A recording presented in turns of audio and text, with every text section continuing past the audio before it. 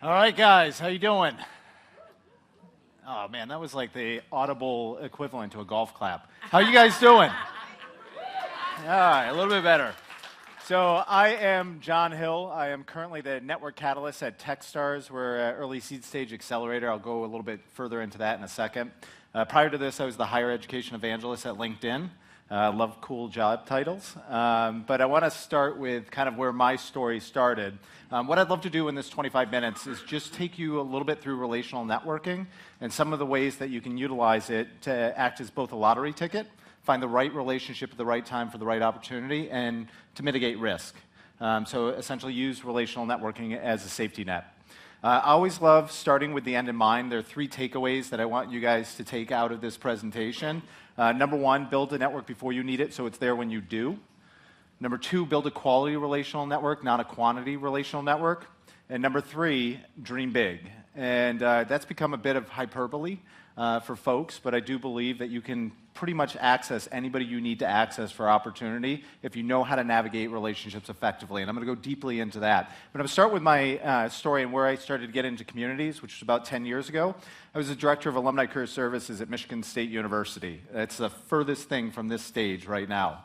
But my role was to help people get jobs, 420,000 alumni, and leverage our network effectively to make that happen. So I ended up getting hired into that role in 2008. You guys may know that 2008 was an interesting economic time, right? Automotive industry and the economy literally drove off the cliff. So I'm the director of alumni career services at Michigan State University. We have 420,000 alumni, 260,000 alumni in the state. I was the only person doing alumni career services. Economy tanks. And literally overnight, I'm getting inundated with calls saying, hey, if you don't help me out, I'm going to lose my job. I'm going to lose my house. I'm going to lose my family. I'm going to have to move out of the state. And I had to figure out a way to help those people out and just take it way back. I'm an alumni of Michigan State University. I actually met my wife in class there. That's when you say, aw. There you go. We got married on campus. There you go. All right, now I got you. But it was an emotional connection for me. And when you start to hit a chaotic environment where the economy crashes and all these people are coming in looking for help for you and you have no resources to make things happen, you got to figure out alternative ways to help your audience. And one of the ways that I started to really push was utilizing online networks as the way to create opportunity. And there's this little tool you guys may have heard of called LinkedIn. Now it's ubiquitous with networking. 10 years ago, it wasn't. And I started to push our alumni into the space as they were looking for jobs where we could condition them through content to help each other out. And then I started to connect with our CEOs from our institution, our partners, our owners, and said, if you have a job, go in this space and help our people out. And what happened was a perfect storm. I need a job, I have a job. They connect in that environment, doesn't tap into my productivity, extends reach and brand. We ended up growing the largest college or university LinkedIn group in the world. Now, out of that opportunity, this little organization on the West Coast in Mountain View, LinkedIn, said, hey, we're interested in what you're doing. We're starting to build out a higher education suite of products. We think you'd be a good spokesperson for us. And I got sucked through the looking glass and became the higher education evangelist there. I was infused in a product team. We built 4 products that reached 85 million people. We were building an ecosystem of 24,000 universities globally. And I was the external face. So I actually spoke at 144 of the top 400 universities in the world, 22 countries at 110 conferences, spoke 500 times over 3 years, 900,000 miles in the air. Last year I was on the road 200 days. Now, I'm also married with 2 kids. That's not good. So I had to figure out a different pathway. And I was fortunate. This little company called Techstars started calling on me and said, hey, we have these accelerators, and we spin out companies. We work with early seed stage tech companies. We actually have a demo day going on right now with our New York City accelerator right down the street.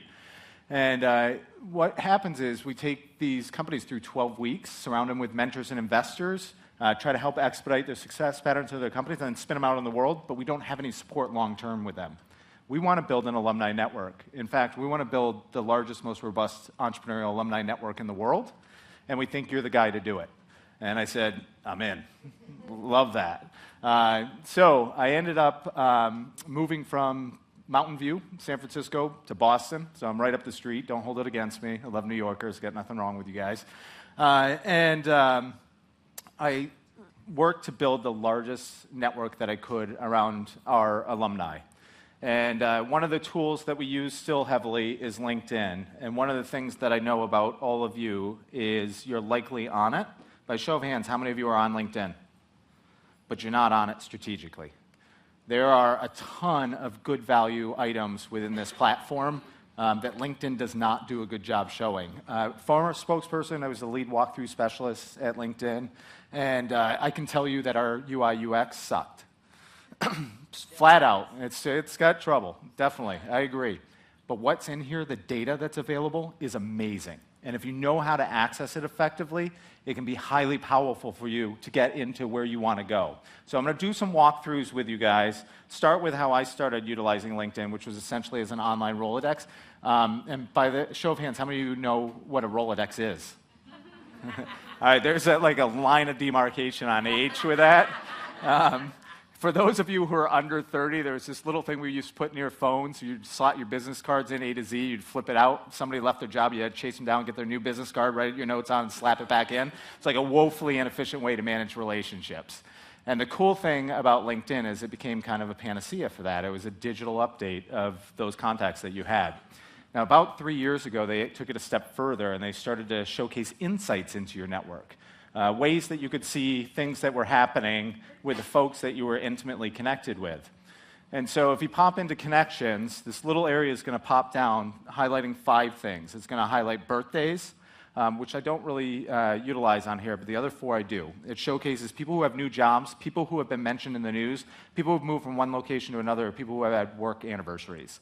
With each one of those, from a relational perspective, I try to connect with my network. So if you've moved from one location to another, I'll introduce you to people there. If you have been mentioned in the news, I'll socialize it. If you go to a new company, I'll introduce you to people I know at that company. Every day I spend 15 minutes highlighting and shooting notes to people on here. Do about 20 a day. Over the course of a year, I reach about 7,000 people. 7,000 touch points on things that are happening within their network. That's a residual effect. Next time I call them, more likely to pick up the phone. It's just a simple thing that you can do, and it's so easy when you come in here. Danielle's got a new job. I can say, congrats, you are the best, 5 exclamation points, because I'm really excited about that. Whoops. Send it, done, right? Now I'm going to have to send her an email and let her know what I just did. But you can see how quickly you can do that. It's a huge benefit for you guys to keep it attached to your network long term. It's so simplistic. Now let's take it a step further. I want to look at profiles for a second. I want to showcase some information that's available there. Search on one of my friends, specifically Brent Grina. Brent's a serial entrepreneur, starts a company like every 6 days. This is a high-velocity guy. You love to be attached to people like this. Basic business card function on top, but he does some things that I think are interesting. One, he attaches to his network with subject matter expertise. He shows what he knows in the space that he's in. He's actually built a platform where you can take social cues of people liking university information on Facebook or Twitter, stuff like that, and ties it to their transactional database on the back end so that fundraisers have educated asks based on the interest in those social cues. Cool company. And what Brent's done here is use long-form blogging to show his subject matter expertise. I used to do some work with MIT, little school up the road you guys may have heard of before, and I found out that roughly 35% of their alumni base are now working off contract, which means they're not working in corporate structures. They're taking their subject matter expertise and spinning in and out of companies to accelerate themselves, essentially acting as an entrepreneur of one. Here's a place where you can start to showcase subject matter expertise, open 24/7. LinkedIn's the place where business takes place. So people stumble across this, they can get an idea of who you are and what you're about. Now, not only that, he showcases a video of his company and his investment deck. He has this attached to his profile. Anybody stumbles across this, interested in mentorship or buying his product or investing in it, they can look on his profile, see that information. He has 50 employees. They all have elements of this on their profile, so they can utilize that. So it's another way to showcase to your network some of the things that you're doing. Now, if I scroll down even further, here's another leverage point. This is the biggest lightning rod at LinkedIn endorsements. I'm going to diffuse something right away. By a show of hands, how many of you have been endorsed for a skill or expertise by somebody in your network who has no idea you have that skill or expertise? Right? LinkedIn fumbled a little bit on this one, and on the individual level, it's kind of off kilter. The reason they did it is they had 2 billion endorsements in the first 6 months that they launched. So it was a high-velocity thing, and then they tried to game the system a little bit. But where this becomes an interesting point for you guys, if you're looking for mentors in network, if you're looking for investors, if you're looking for people who have specific expertise, the cream rises to the top. It's still valuable. So if I had Brent here right now, those top 4 areas, entrepreneurship, leadership, startups, fundraising, he would tell you that that's his personal professional brand, what he's known for. His network is reinforcing it. As you're looking for people with expertise in your network who fit these categories, if they're up at the top, that's a good sign. How many of you hire people? If you're hiring for a specific skill set, you look at their LinkedIn profile and they're not endorsed by their network on that skill set, that's a red flag. So it's something to check out. What's cool is LinkedIn started to aggregate information around this. So in my world, our folks are interested in venture capital. I can see the 604,000 people who have been endorsed for venture capital. I can see the content that revolves around that, so I can start to learn more about VC. If I click in here, it actually takes me into search, so I can see all 604,000. I can start to separate it by network fidelity, so who am I actually connected with? First level connections, 415. I can take it down into location, so we can look at the 53 people in New York City. And I've got the folks in my network who are endorsed for venture capital at the ready doing search at this level, right? Pretty cool. And available to all of you guys. This is all the basic level. By the way, don't upgrade your subscription. Focus on specifically building out a good network.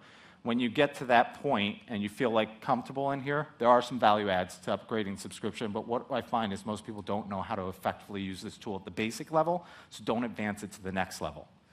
Back to Brent. A couple things that are available on profiles you guys may or may not be aware of. If I pop up here to note, I can say on 3/11, Brent and I talked about starting a business. 3/12, we started a biz. 24-hour business plan was brilliant. 3/13, we failed. You can save the conversation, capture the conversation around the relationships you have on LinkedIn. I've been doing this for 5 years. If I go into a market, I can look up the profiles of the people who are there. I can look at the last conversation. It's essentially an individual CRM. Highly valuable to all of you guys. Now, take it a step further. I can start to separate my network in here to specific groups of people. So I have him tagged for a good person for entrepreneurship. I love this. I have good people in Finland. I don't know anybody in Finland. But I can come down here and I can add new tags. So if I were looking for mentors or investors or clients or whatever, and then these become clickable links where I can actually search in my network for those specific people. Take it one step further. If I come back to connections, if I go over to this little spindle here, I can export all my LinkedIn connections, all my first level connections out of LinkedIn into a CSV file. That's a fancy term for Excel. That's industry, that's company name, email address out of this system, and I can do whatever I want with it. This is the only social network that allows you to do that. Now, how many of you are in offices where you're working with 3, 4, 5, 6 people teams? All right. If you were to all download your first level connections, take out the ones that weren't pertinent to the business that you're doing, put it into one document, dedupe it, attach the names to the relationships that you have there, you now have all the relational capital emanating out of your specific unit. You can do it as a SWOT. You can see where your strength on relational capital as far as penetrating company and industry, who has the best relationships, and where you're weak. Start to use this from a strategic standpoint, from a grouping. Now, if I come up to search, this is where things get fun, where you can start to really dig into 450 million people. So I'm going to pop up here, and I'm going to look at my first, second, group, and third level. So this is the world. Who's the number one person you'd want to connect with in any company? Who's the ultimate decision maker? CEO, right? Smart group. So I can go here and type in CEO, defaults to current or past or abject failures. So I'm going to look at the current CEOs. And I can now see 2.5 million CEOs that have a profile on LinkedIn. Name a university in this room, and I'm going to tell you why I'm saying that in a second.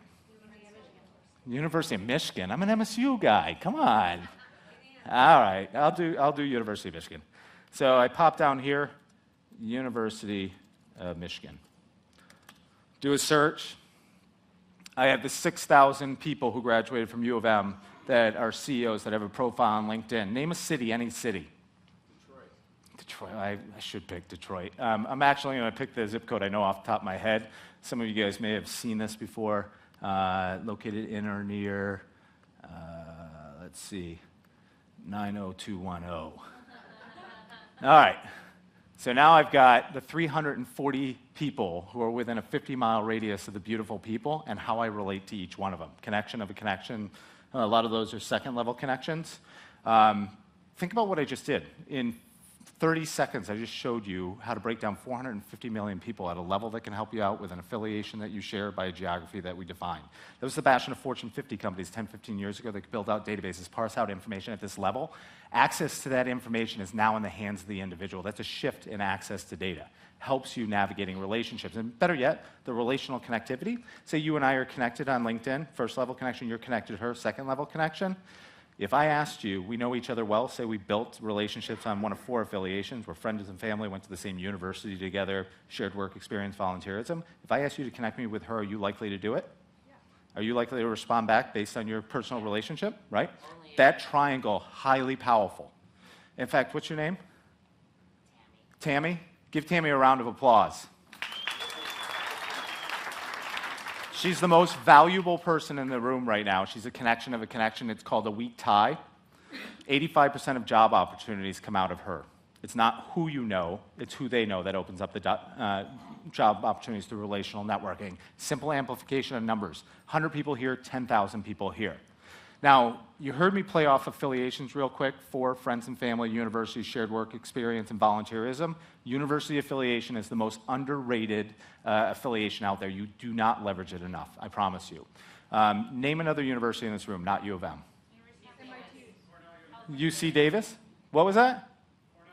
Cornell? Let's do UC Davis. We'll go West Coast. All right. So I was part of this team that built this tool, Find Alumni tool. It shows alumni of an institution by where they live, where they work, and what they do.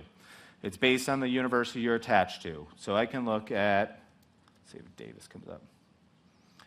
University of California, Davis. And I now have the 170,000 alumni by where they live, where they work, and what they do. They graduated from UC Davis. Now, I can break it down to the 2,700 people in New York City, proximity for relationships. When I click on that, where they work and what they do just changed to reflect those alumni that graduated from UC Davis. Now, let me take it a step further. Say I was really interested in the subject that is near and dear to my heart, entrepreneurship. If I click on that, I can now see the 158 people who are tagged as entrepreneurs that are from New York City, that went to UC Davis, and down here I can see who they are, how I relate to them, and year of graduation. Drop the microphone moment, right? That's pretty cool, pretty amazing. You guys have access to this data to break it down off an affiliation that it's amazing. And I want to play off this for just 1 second, just to prove how important that affiliation is. By a show of hands, if a student from the college or university that you graduated from were to pick up the phone and give you a call and say, hey, I want to learn a little bit more about who you are and what you're about. I was wondering if you'd talk to me about that for a second. How many of you would take that call? And if you don't raise your hand, you're going to hell. I don't have that power, and I'm Irish Catholic, so I'm going to feel guilty about that for the next 24 hours.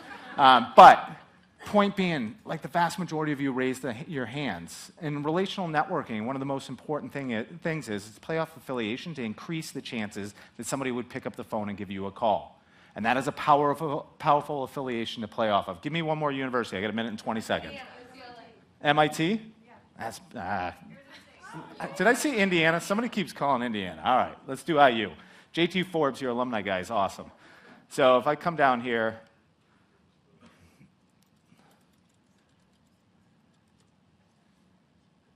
University of Indiana, where are you at?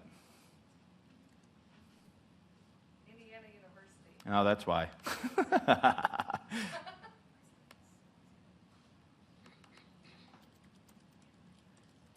So you remember those pesky endorsements that we talked about before?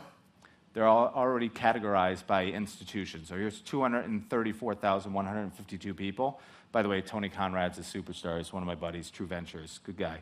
We go down here, I can see where they are, where they live, where they work, and what they do. For our companies, one of the most important things they need is money. Who has money? VC. So now I can search based on those endorsements and university affiliation, and I can see the 841 people who are attached to VC that graduated from IU. And then I can dig down to the 201 that are related to entrepreneurship and the 16 that are in San Francisco, and then I can see who they are, how I relate to them in year of graduation. If I were looking for capital, it's an easy way to play off affiliation to find opportunity for myself. So I'm at 0. They're pulling the hook on me. Grab me outside. That's fine. You guys are awesome. Hopefully this is helpful. That's it.